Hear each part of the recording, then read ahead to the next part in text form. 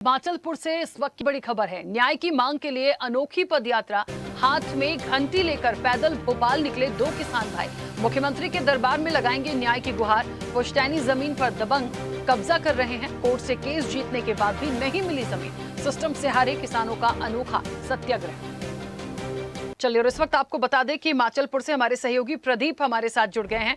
प्रदीप, जिस तरीके से ये पूरा मामला सामने आया है, कोर्ट केस जीतने के बावजूद यदि जमीन नहीं मिली है और दबंगों का कब्जा है, तो ये बहुत बड़ा सवाल होता है। और क्या लगता है, जिस तरीके से दो किसान भाई पद यात्रा करके मुख्यमंत्री जी के पास पहुंचेंगे, तो ये न्याय की, ठीक है, हम उम्मीद कर सकते हैं बिल्कुल न्याय मिलेगा, लेकिन ये शासन प्रशासन पर भी एक सवाल खड़े करता है कि सारी चीजें मिलने के बावजूद दबंगों का इतना ज्यादा वर्चस्व बढ़ गया है क्या कि इस तरह से चीजें हो सकती हैं? क्या है पूरा मामला? जी मैम, न्यायपालिका से जो फरियादी है उसने केस जीत चुका है अपनी जमीन का, फिर भी उसको कब्जा नहीं देके सामने वाले को कब्जा दे दिया गया है। जब उसने फरियादी से मेरी बात हुई तो फरियादी ने ये बताया कि मैं तहसीलदार कपिल शर्मा के पास गया तो उन्होंने सामने वाले को कब्जा दे दिया गया। तो आखिर मेरे पास उनके पास जाने के अलावा कोई चारा ना बचा। ठीक है प्रदीप, हमारे साथ बने रहिएगा। जो किसान हैं बने सिंह, वो भी हमारे साथ जुड़े हैं। मुझे सुन पा रहे हैं? जी जी हाँ, क्या समस्या है आपकी, और जिस तरीके से पूरा मामला हमारे सामने आया है, कितनी उम्मीदें हैं मुख्यमंत्री जी से?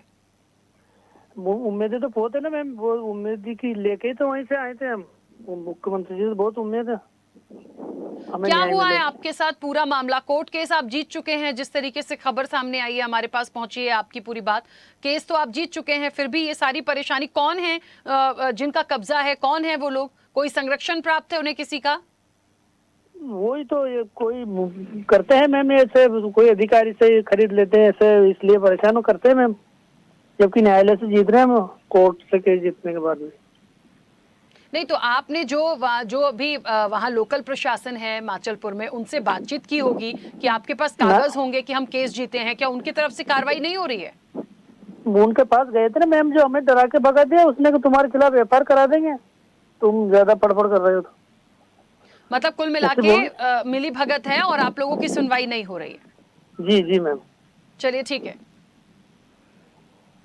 ठीक है, हमारे साथ जुड़ने के लिए शुक्रिया। प्रदीप, जिस तरीके से पूरा मामला आया है, किसान खुद इस पूरे घटनाक्रम को बता रहे हैं, क्योंकि आप सहयोगी हैं, और मुझे ऐसा लगता है कि ये जो पूरा मामला आया, शासन प्रशासन से किसी से आपकी बात हुई है कि क्यों इन लोगों के कोर्ट केस जीतने के बावजूद कार्रवाई नहीं हो रही है? तो मेरी बात नहीं हो पाई मैम, पर आज जब ये जा रहे थे तो इनको रोकने के लिए जीरापुर तहसीलदार ने खुद पहल करी और इनको खिलचीपुर के पास में जाके रोका कि हम आपको कब्जा दिलवा देंगे। पर हिमाचलपुर तहसीलदार कपिल शर्मा के पास ये गए थे, मुझे बताया इनने, और उन्होंने इनकी सुनवाई नहीं करी। ठीक है, तो चलिए, आखिर फरियादी जाए तो कहाँ जाए? नहीं, देखिए, आपकी बात भी सही है, लेकिन मुझे ऐसा लगता है क्योंकि जो इनकी समस्या है, और ये भी कह रहे हैं कि जो लोकल प्रशासन वहां पर है उनसे बातचीत हुई है, आप भी कह रहे हैं कि उनकी तरफ से इनको रोका गया और कहा गया है कि आपका जो हक है आपको मिलेगा। तो इस चीज में थोड़ी तत्परता लोकल प्रशासन से पहले हो जानी चाहिए, क्योंकि कोर्ट केस जीत गए हैं यदि, तो उसके बाद तो प्रशासन को मदद करनी चाहिए सारी चीजों के लिए। लेकिन वो खुद कह रहे हैं कि किसी का संरक्षण है और मिलीभगत है, तो ये सवाल भी कहीं ना कहीं खड़े करता है। ठीक है, चलिए, बहुत शुक्रिया हमारे साथ जुड़ने के लिए।